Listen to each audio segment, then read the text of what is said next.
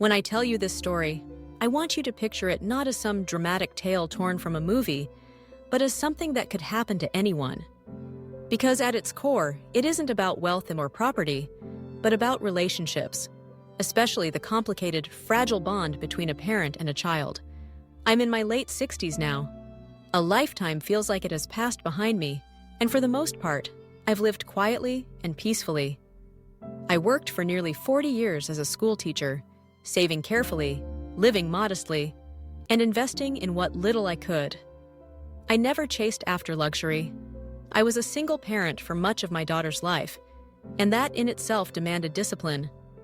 My late husband died when our daughter Sarah was only 10 years old. From then on, it was just the two of us, me and her, navigating life together. Raising her was no small task. She was bright, sometimes stubborn, but always ambitious.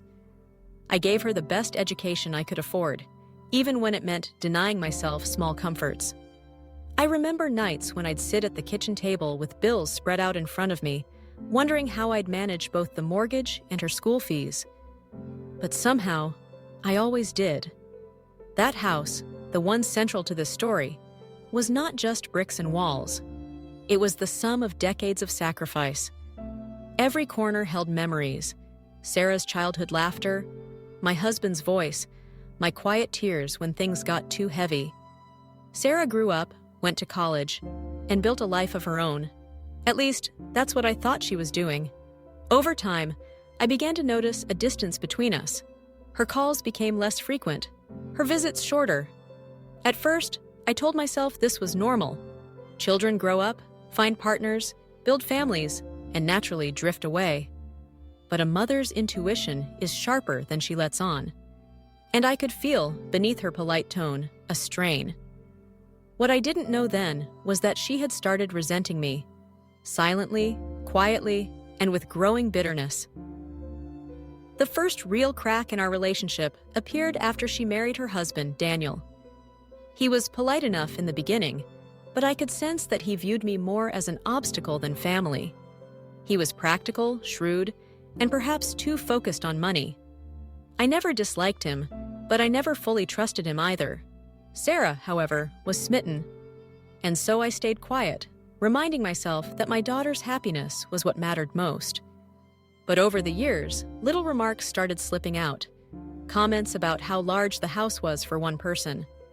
Jokes about how it would eventually fall into their hands. At first, I laughed them off. Families tease. But slowly, I realized these weren't just jokes. They were seeds. Seeds planted in Sarah's mind, watered by her husband's ambition, and fertilized by her own frustrations. The turning point came one summer afternoon, a moment so ordinary at first that I could never have predicted how much it would change everything. Sarah came over, and after a bit of small talk, she asked me directly, "Mom, have you ever thought about what will happen to the house after, well, after you're gone?" The question landed heavily between us. I forced a smile and said, "That's not something I spend much time worrying about, Sarah. When the time comes, it'll be in my will." She pressed further, asking what exactly my will said, if I had updated it recently, and whether the house was legally in my name. I was taken aback. Never in all our years together had she spoken to me in such blunt, transactional terms. It wasn't the curiosity of a caring daughter, it was the probing of someone eyeing an inheritance. I brushed it off gently, changing the subject. But that day, something in me shifted. I realized my daughter was no longer just visiting me as her mother.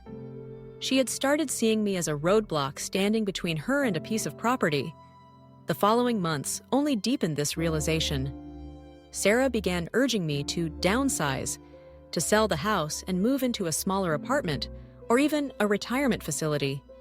She framed it as concern. "Mom, you'll be safer there, less lonely, less burdened." But her eagerness was too sharp, too insistent. It didn't feel like concern, it felt like pressure. Then came the slip-up. She thought she had spoken softly enough that I wouldn't hear, but as I stepped into the kitchen, I caught her whispering to Daniel on the phone. "She won't let go of it. I don't know what to do. If she won't sell, then we'll just have to wait." but the place is too valuable to waste. Too valuable to waste.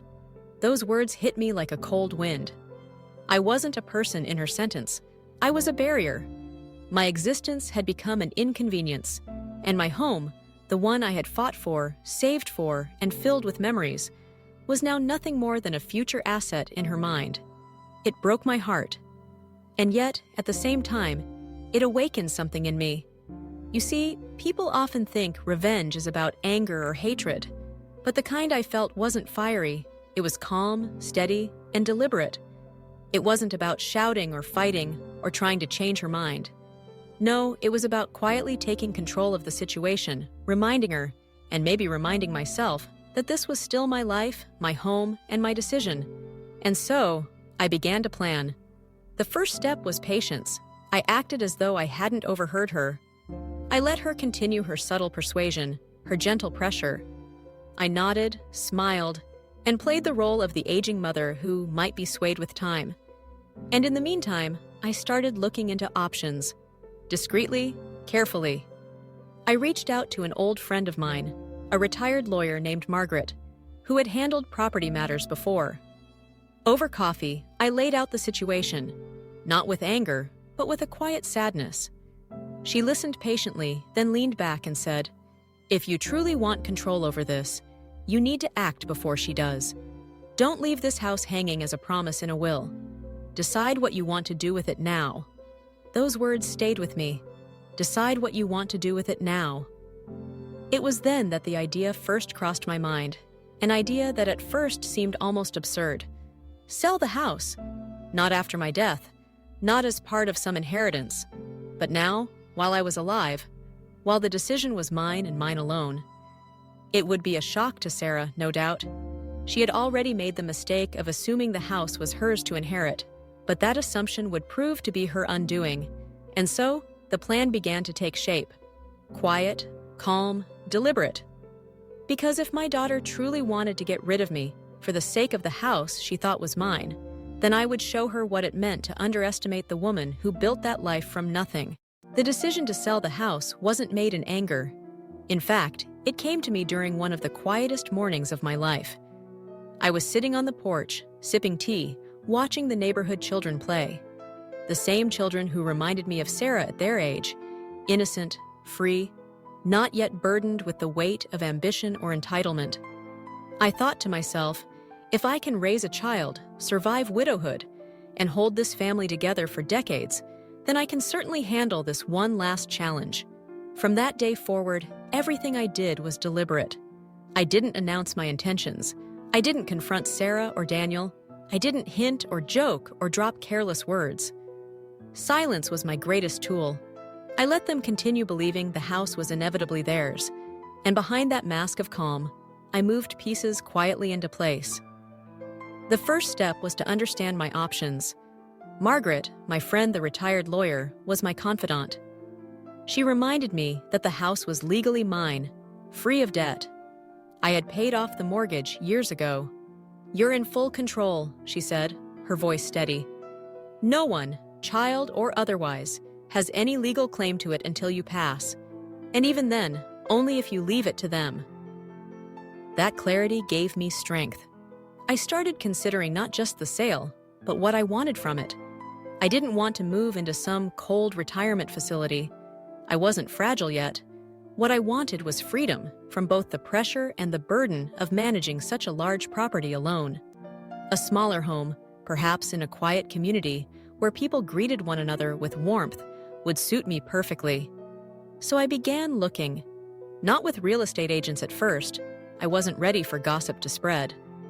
Instead, I quietly explored listings online, drove through nearby towns, and even visited open houses under the guise of just looking. And slowly, a picture formed in my mind of where I wanted to go. During this time, Sarah's persistence grew sharper. She began visiting more frequently, not out of concern, but to press her case.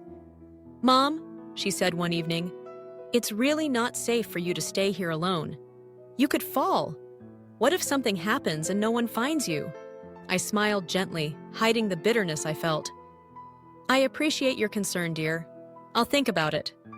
But she wasn't satisfied with vague reassurances. She brought pamphlets of retirement homes, sent me links to apartments, and even once brought Daniel along to have a serious talk. That evening, I remember Daniel saying, "You're sitting on an asset, ma'am. If you sell now, you'll not only make your life easier, you'll also secure Sarah's future. Isn't that what you want? To make sure she's taken care of?" There it was, spoken plainly, secure Sarah's future. As if my purpose now was simply to step aside and become a stepping stone, I nodded politely, keeping my calm mask in place, but inside I thought, "You've already decided my role in your life, haven't you? Well, let me rewrite it for you." Meanwhile, I kept my own counsel. I started reaching out to real estate agents privately, always insisting on discretion. I explained that I didn't want family interference, and most respected that request. Soon, I had a buyer, a retired couple who had fallen in love with the house. They didn't care about the location's rising property value or about making money. They loved the garden, the wide kitchen, the quiet street. They wanted a home, not an asset. That mattered to me. Negotiations took time, but I was patient. Each step of the process, I carried out with a sense of quiet satisfaction. There's something empowering about taking control when others think you are powerless. As the sale neared, I began preparing for the conversation I knew was inevitable. Sarah still assumed she would inherit the house, still spoke as though it was already hers. She even began talking about renovations she'd make once we were living here. She'd stand in the living room and gesture, "This wall could come down, the kitchen could be modernized. It'll be so much brighter." And I would stand beside her, nodding gently, my lips curved into a small smile. Not once did I correct her. Not once did I reveal the truth. Because the truth was coming, and I wanted it to arrive not as a warning, but as a shock. Before signing the final paperwork, I had to make a choice about where to go. I found a small, single-story home in a nearby town, cozy, manageable, and with a friendly community. The moment I stepped inside, I felt peace. The walls were bare, but I could already imagine them filled with the warmth of my simple life. Books, photos, quiet evenings. It wasn't the size of the old house, but it was mine. And it was enough. I closed the deal quietly, transferring my life savings and securing my future. By the time the sale of my old house was finalized, I had everything in order. Bank accounts, moving plans, even the change of address. Every detail was carefully arranged. Now came the hardest part. Not logistically, but emotionally. Telling Sarah. I invited her over for dinner one evening, just the two of us. She came, cheerful in her own way, and once again commented on how silly it was for me to hold on to such a large place. I served her favorite meal, roast chicken and mashed potatoes, and we chatted like old times, at least on the surface. Halfway through the meal, I put down my fork, folded my hands, and said calmly, "Sarah, I need to tell you something important. I've sold the house." The silence that followed was heavy. At first, she blinked, as though she hadn't heard correctly. Then her fork clattered against her plate. "What do you mean, sold the house?" she asked, her voice sharp. "I mean exactly that," I replied. "The papers are signed. A lovely couple will be moving in next month. I've already arranged for my new home." Her face turned red, her composure unraveling. "How could you do that without telling me? This is our family home. Dad wanted it for me." I looked her straight in the eye. My voice remained calm. "Your father wanted a roof over our heads, and I provided that. I paid for this house, maintained it, and built our life here. It was never promised to anyone. Not you, not me, not anyone. It was simply where we lived. And now, it is time for me to live somewhere else." The fury that rose in her was unlike anything I had ever seen. She accused me of betrayal, of selfishness, of destroying her future. She even hinted that Daniel would be furious, as if his opinion should sway me. I let her speak, let her anger pour out. Then, when she paused for breath, I answered with the same steady calm I had carried all along. "Sarah, this was my decision, not yours. Not Daniel's, mine. If you saw me only as a barrier between you and this house, then you misunderstood me entirely. I am not a stepping stone in your path. I am your mother, and I deserve respect, not calculation." She stormed out that night, slamming the door behind her. The echo of it rang through the house, but for the first time in years, I didn't feel shaken. I felt free. Because the revenge wasn't loud, it wasn't cruel. It was simply taking back what was mine and removing the entitlement she had built her life around. The house she thought would be her future was gone, and all she had left was the realization that she had underestimated me. After Sarah stormed out that night, the house fell into a deep silence. I sat there at the dinner table, the remains of our meal untouched, listening to the faint hum of the refrigerator and the ticking of the wall clock. For the first time in a long time, I felt no weight pressing on me. No expectation, no guilt, no silent bargaining with myself. Just a stillness that felt almost like relief. The following weeks passed quickly. I busied myself with packing, organizing, and preparing for the move.